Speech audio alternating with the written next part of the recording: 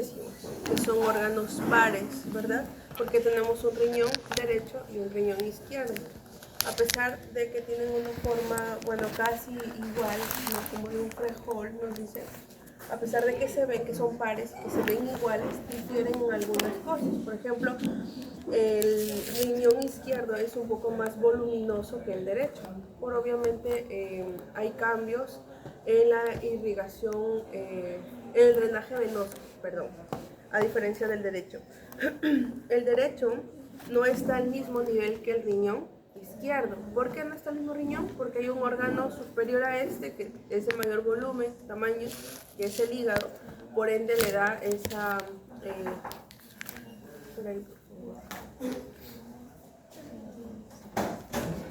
y por ende genera mayor presión, ¿verdad? Hacia abajo y obviamente baja al riñón derecho, ¿no? Entonces, ¿qué más podemos decir? ¿Cuánto pesa aproximadamente el riñón? 170 gramos aproximadamente. ¿Qué nos dicen los autores de los libros? Que a partir de qué vértebra podemos encontrar los riñones. T2. De T12 a L3. Y están en lo correcto, siempre y cuando sean cadáveres. Porque ustedes saben que la anatomía de esos autores muchas veces lo estudian con los cadáveres. Pero cuando hay una persona de pie, los riñones bajan y empieza desde L1 o L2. Entonces, lo que nos indican los autores de T12 o T11, T12 es cuando son obviamente cadáveres. Pero cuando está el paciente o las personas de pie, inician L1. Entonces no se olviden. ¿Qué más podemos decir de riñón? Que tiene polos, ¿verdad? Un polo superior y un polo inferior que va a tener bordes, un borde interno y un borde externo. El borde interno está medial y es un borde cóncavo, y el borde externo es obviamente lateral externo y es uno de los bordes más de mayor longitud y es convexo. Va a tener lados también, un lado anterior y un lado posterior. El lado anterior va a ser el lado convexo, ¿ya? Convexo, es un lado convexo. Ahora, los riñones no están en esta posición, sino están así, ¿verdad? La literatura nos dice que siguen el eje ¿de qué músculo? Del psoas mayor, Entonces van a estar ubicados de la zona medial hacia la zona lateral, o sea, así, como en ese ángulo, ¿verdad? Pero también van a estar ubicados de posterior a anterior, de posterior a anterior, o sea, así, ¿verdad? De posterior hacia anterior, como un poco así para adelante. ¿Queda claro hasta ahí? Ok. Entonces, habiendo dicho eso, vamos a proyectar primero lo de retroperitoneal. ¿Quieren ver sus notas?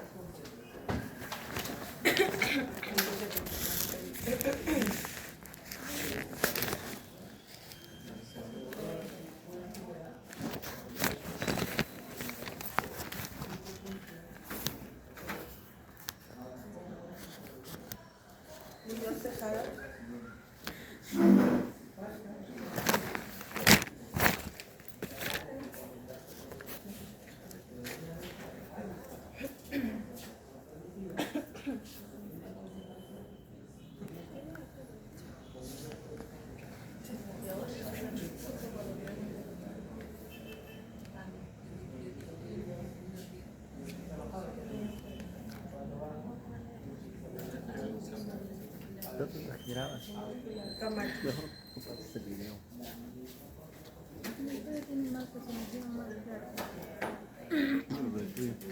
No, mira.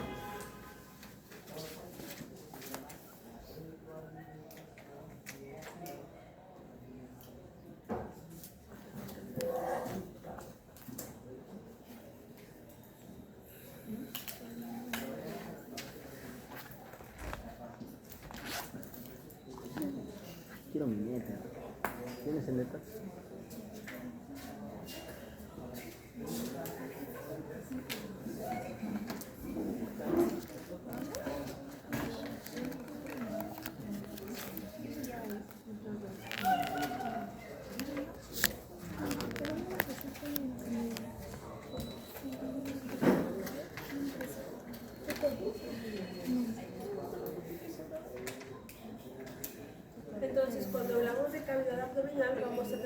órganos peritoneales y órganos retroperitoneales.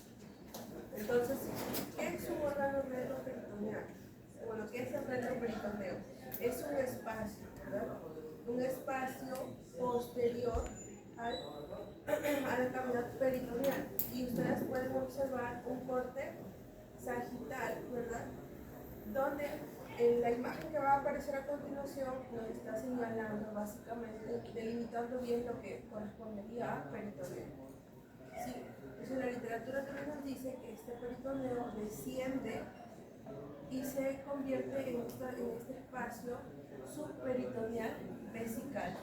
Sí, también desciende. Entonces aquí vamos a ubicar el espacio retroperitoneal. En una vista anterior, sí pueden reconocer que hay partes como una membrana transparentosa, y aquí voy a delimitar una sola parte. Esa membrana transparentosa vendría a ser el peritoneo parietal. Entonces, detrás de ese peritoneo, sacando esa membrana transparentosa, vamos a encontrar los órganos o las estructuras retroperitoneales. Entonces, de manera general, podemos definir, ¿verdad?, el retroperitoneo como un espacio anatómico localizado posterior al peritoneo parietal. Algunos autores nos mencionan que es un espacio virtual. ¿Ya? Vamos a encontrar órganos retroperitoneales primarios y secundarios. ¿Quién sabe por qué se optó por esa clasificación, primarios y secundarios? ¿Por qué se denominan primarios y secundarios? Por su funcionalidad. Más que todo tiene que ver por su origen embrionario. Los órganos retroperitoneales primarios se han originado durante el periodo embrionario en ese espacio retroperitoneal. Sin embargo, los retroperitoneales secundarios han estado en su formación embrionaria peritoneales. Pero a medida que obviamente el tiempo pasado ya hemos estado en un periodo de desarrollo, ese meso desaparece. ¿Sí? Ese meso desaparece. Vamos a encontrar espacios: espacio pararenal anterior, espacio pararenal posterior y espacio parirrenal. ¿Y cómo vamos a clasificarlos o por qué? Por la famosa no es cápsula, es tejido renal, por un tejido renal. ¿Sí? Ese tejido renal es quien da la clasificación a esos espacios, quien genera esos espacios. Ahora, cuando hablamos de retroperitoneo, porque en anatomía saben que son bastantes límites. Vamos a tener diferentes límites: un límite superior, inferior, lateral, medial, anterior y posterior. Lo que está subrayado es lo que sí o sí deben de aprender. Básicamente es, cuando hablamos de un límite superior, vamos a relacionarlo obviamente con el diafragma. El límite inferior va a estar relacionado con la base del sacro, las crestas ilíacas y el diafragma pendiano. Y aquí va a estar presente los músculos elevadores del ala. En los límites laterales de este retroperitoneo, básicamente van a estar los músculos erectores de la columna y los tres músculos de la pared anterolateral del abdomen o el borde lateral del músculo cuadrado lumbar, que es básicamente ese músculo quien representa los límites laterales. En cuanto al límite medial, está representado por las vértebras lumbares y el sacro. En el límite anterior vamos a tener básicamente el peritoneo parietal, ¿verdad? El peritoneo parietal. Y el límite posterior vamos a tener los músculos de la pared abdominal, ¿sí? Tanto posterior y las dependencias faciales. Y vamos a tener la fascia transversalis, el músculo cuadrado lumbar y el músculo psoas major. Estos van a estar en la parte posterior, en el límite posterior. El famoso músculo cuadrado lumbar y el psoas major. ¿Sí? Estos son los límites posteriores. ¿Y por qué son importantes esos músculos? Porque les puede venir en el examen, ya que en las maquetas podemos observar. Entonces, en esta imagen podemos observar algunas de las estructuras que limitan, ¿verdad?, en este espacio retroperitoneal. Entonces vamos a tener en esta zona el músculo cuadrado lumbar, el músculo psoas mayor. Por la zona medial vamos a tener las vértebras lumbares, en la zona inferior las crestas ilíacas y también el sacro. Y en la imagen, por aquí vamos a tener el diafragma, ya no lo dibujé, pero por acá en la zona superior obviamente el diafragma, y en esta imagen el diafragma estaría en esta zona. ¿Sí observan? En esta imagen sagital. Entonces habíamos estado hablando de los órganos retroperitoneales y primarios y secundarios. ¿Cuándo vamos a clasificarlos como primarios? ¿O a quiénes? A las glándulas suprarrenales, derecha e izquierda, riñón derecho e izquierdo, uréteres, y los retroperitoneales secundarios vamos a tener al páncreas, a la porción descendente del duodeno, porción horizontal también del duodeno, parte de la porción ascendente del duodeno, colon descendente, colon ascendente y porciones variables del ciego y 2/3 superiores del recto, hasta la flexura sacra.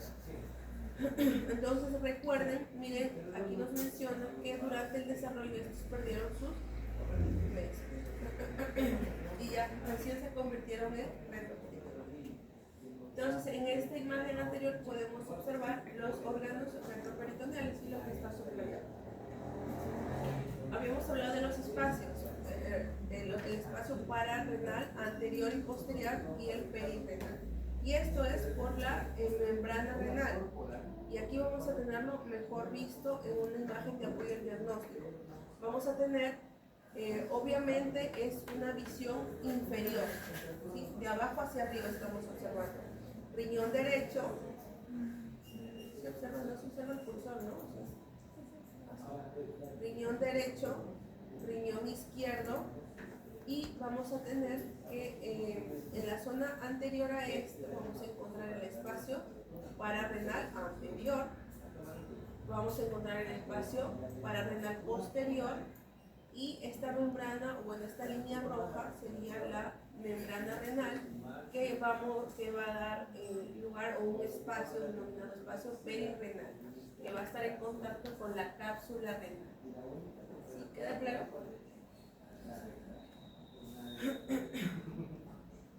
Y bueno, en el espacio pararrenal aquí vamos a tener a la vena cava, la aorta y La pulmonar.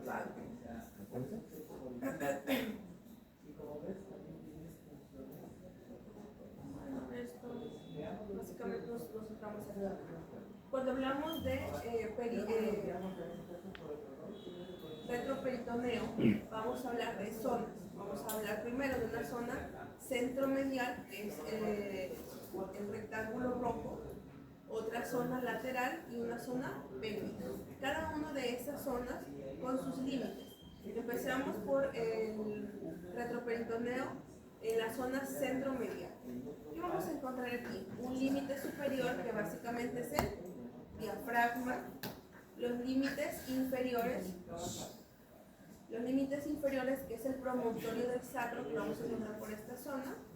¿Qué más? En los límites laterales el psoas ilíaco. Y estas estructuras estaríamos encontrando en esta zona centromedial, ya que son la aorta abdominal, la vena cava inferior, páncreas y parte del duodeno. Entonces presten atención porque de esta diapositiva les va a venir una o dos preguntas teóricas en el examen. ¿Ya? Entonces por favor presten atención y repasen estas diapositivas. Se les pueda venir las zonas, y se les pueda venir cuáles son los órganos retroperitoneales primarios y secundarios. ¿Ya? Entonces presten atención. Cuando hablamos de una zona lateral, que es lo que está señalando los rectángulos rojos, vamos a hablar del límite superior igual. El límite superior va a ser el diafragma, límites inferiores en las zonas laterales, ya obviamente no va a ser el promontorio, sino las crestas ilíacas, y el límite lateral, el psoas ilíaco. ¿Qué vamos a encontrar? ¿Qué estructuras vamos a encontrar en esta zona? Riñones, uréteres, colon ascendente y descendente. En la zona 3, la zona pélvica, ¿qué vamos a encontrar? En el límite anterior vamos a encontrar el espacio de rectus prevesical, en el límite inferior el sacro y en los laterales la pelvis fosa. ¿Qué estructuras podemos encontrar ahí? Rectos sigmoides, vasos ilíacos y órganos urogenitales. Entonces, miren, esta imagen es bastante interesante porque nos muestra que al sacar todo o al retirar todos los órganos peritoneales y retroperitoneales podemos encontrar esa pared posterior con los diferentes músculos. Sí, con los diferentes músculos que obviamente algunos vamos a poder encontrarlos en esta materia. Puede hacer pregunta de eso. Lo mismo y ya básicamente esto. Ahora, esto es con lo que respecta retroperitoneal.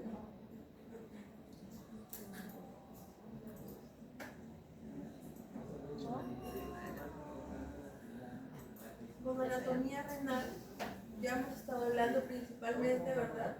Entonces, si quizá yo les pregunte, por ejemplo, menciónenme las características generales del riñón. Ustedes van a mencionar lo que hemos hablado, todo lo que hemos hablado. Son órganos pares, ¿demás? Que van a tener polos superiores, inferiores, caras, anterior y posterior. La cara anterior, su característica es Más convexa, a diferencia de la posterior, que más va a tener bordes, un borde lateral o externo, que es el de mayor longitud, y su característica es convexa, un borde interno medial, que su característica es ser cóncava, ¿verdad? ¿Por qué? Porque va a presentar el ilio. En anatomía, siempre recordemos que el ilio es donde es el espacio donde hay estructuras que ingresan y salen de un órgano. Ese es un ilio.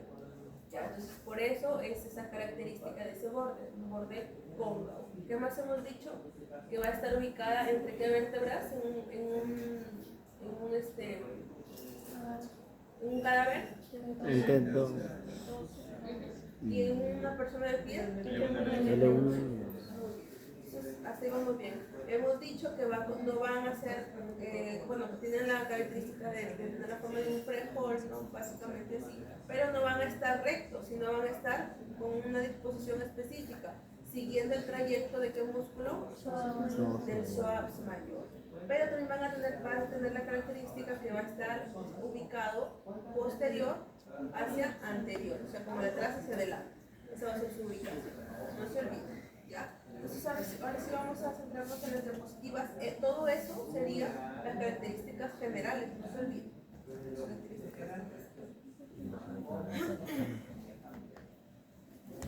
Entonces, hablar nosotros de la ausencia del riñón es hablar con una incompatibilidad de la vida, porque el riñón es una de las estructuras más importantes dentro de nuestro cuerpo, porque tiene múltiples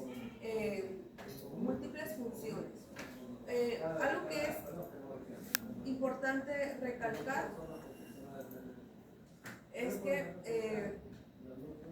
regula la homeostasis corporal, ¿verdad? Y también regula la osmolaridad y el pH de la sangre, el volumen total de la sangre en el cuerpo, es decir, la volemia. También está encargado de regular que la presión arterial, ¿verdad? ¿A través de qué sistema? Muy bien. ¿Qué más? También se va a encargar de la producción de hormonas, por eso algunos libros lo catalogan como un órgano endocrino, y también, obviamente, la filtración de las sustancias externas. ¿Sí?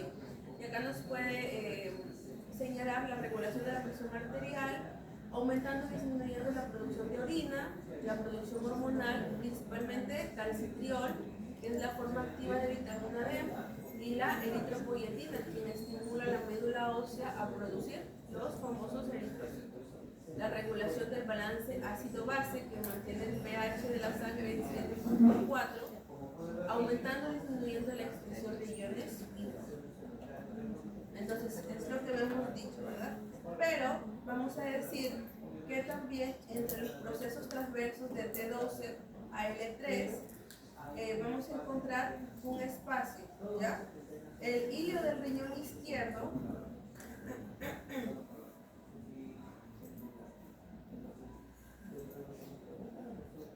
este hilio del riñón izquierdo está cerca del plano transpilórico a unos 5 centímetros del plano. Y el plano transpilórico pasa a través del polo superior del riñón derecho, que se encuentra a unos 5.5 más abajo que el polo izquierdo. Probablemente debido a su relación con el hígado, ¿verdad? Y todo el peso y el volumen que es. Entonces, en la imagen superior vamos a encontrar todo el abordaje lumbar y sus relaciones músculo-aponeuróticas del riñón. Recuerden que el riñón no duele. O sea, el riñón no duele. Muchas veces van a llegar a su consultorio y sus pacientes van a referirles, doctor, doctora, me duele el riñón. Pero el riñón no duele, chicos, sino duele los músculos que están contiguos a este órgano. ¿Sí? Eso es lo que duele, los músculos lumbares. Entonces, ¿qué? Vamos a tener de dentro hacia afuera el riñón, 1, ¿qué más? Su cápsula adiposa, 2, no sé por qué no escribo, creo que se mouse está haciendo. 1, 2, la fascia renal, 3, el cuadrado lumbar, 4, luego nos pasamos hacia arriba. El músculo erector de la columna, 5, ¿sí? 5. ¿Qué más va a presentar? Esta fascia toracolumbar de la lámina media y posterior, que en esta fascia se va a dar inicio en la zona lateral al origen aponeurótico del transverso del abdomen, 6. ¿Qué más vamos a observar? El oblicuo externo, ¿sí? El oblicuo externo y el oblicuo interno. Todos esos músculos, todo este paquete muscular, a quienes encontramos en la zona posterior, ¿verdad? Hemos dicho que está localizado retroperitoneal y paravertebral, va a tener una longitud, o sea, largo, de 10 a 12 centímetros, nos dicen en alguna literatura, pero en otros también nos dice de 13 hasta 14. De ancho va a presentar de 5 a 8, en promedio 7, y de transversal o antero-posterior va a presentar de 3 a 5 centímetros, en promedio 4, un peso de 170 gramos, y va a presentar las fascias. La característica es que va a presentar una fascia renal anterior o de Gerota que no va a estar, o sea, va a ser una fascia continua, no va a ser así. Y va a estar en un riñón y en otro riñón. Esta sería la fascia anterior o de Gerota. Es una fascia continua, no pierde, está continua, no está discontinua. Pero la fascia posterior sí va a presentar una pequeña discontinuidad por esta zona medial. Esta fascia renal posterior o de Zuckerkamp va a presentar una discontinuidad. Pero no quiere decir que quede un espacio o una entrada hacia esa zona renal, sino es que va a continuar, o sea, esta zona va a estar continuando.